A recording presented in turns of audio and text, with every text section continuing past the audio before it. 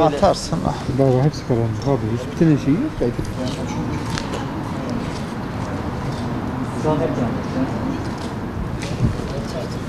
Oğlum bir şey görünmüyor. Tamam mıyız arkadaşlar? Bugün Malatya'da hayvancılığı geliştirme amacıyla yem bitkileri tohumu, dörtlü karışım yem bitkileri tohumu dağıtım töreninde bulunuyoruz. Bu proje mera ıslahı projesi kapsamında hayvanların kaba yem açığını karşılamak amacıyla, Malatya'mızda kaba yem açığı var, karşılamak amacıyla hayvan üreticilerimize dörtlü karışım bakanlığımızın desteğiyle ve Koyun Keçi Yetiştiriciler Birliği ile birlikte hazırlamış olduğumuz projede Büyükşehir Belediye Başkanımızın mera altyapılarındaki vermiş olduğu desteklerle ortaklaşa yaptığımız projenin tohum dağıtım töreninde bulunuyoruz. Yaklaşık 92 ton ilimize dörtlü karışım tohum geldi çiftçilerimize ve hayvan üreticilerimize bunları dağıtıyoruz. Bu geçen sene bir miktar denedik bu dörtlü karışımı. Kurak şartlar olmasına rağmen yüksek miktarda verim aldık. Çiftçilerimiz çok memnun kaldı.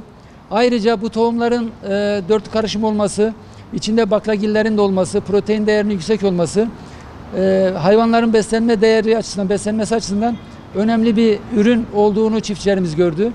Bu kaba yemin açığının karşılandığı gibi ayrıca besleyicilik değeri yüksek olduğu için kesif yemin de bir miktar tüketimini azaltmış olacak. Hayvancılıkta en büyük girdi yem maliyeti.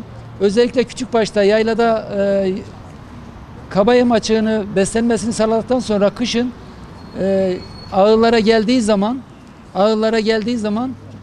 ağıllarda da yemle desteklenmesi gerekiyordu.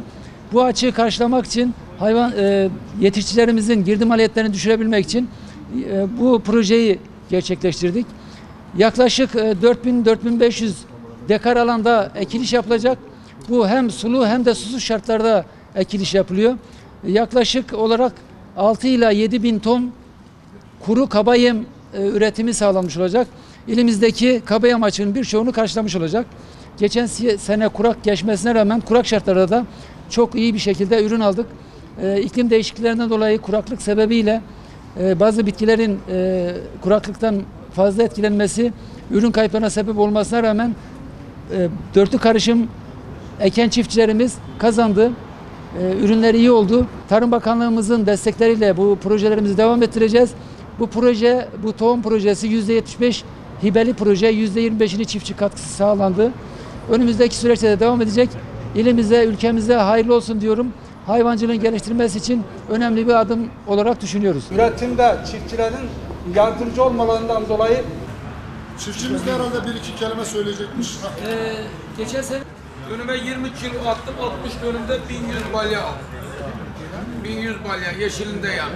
Suru'da da 16 dönümde 1100 balya almış.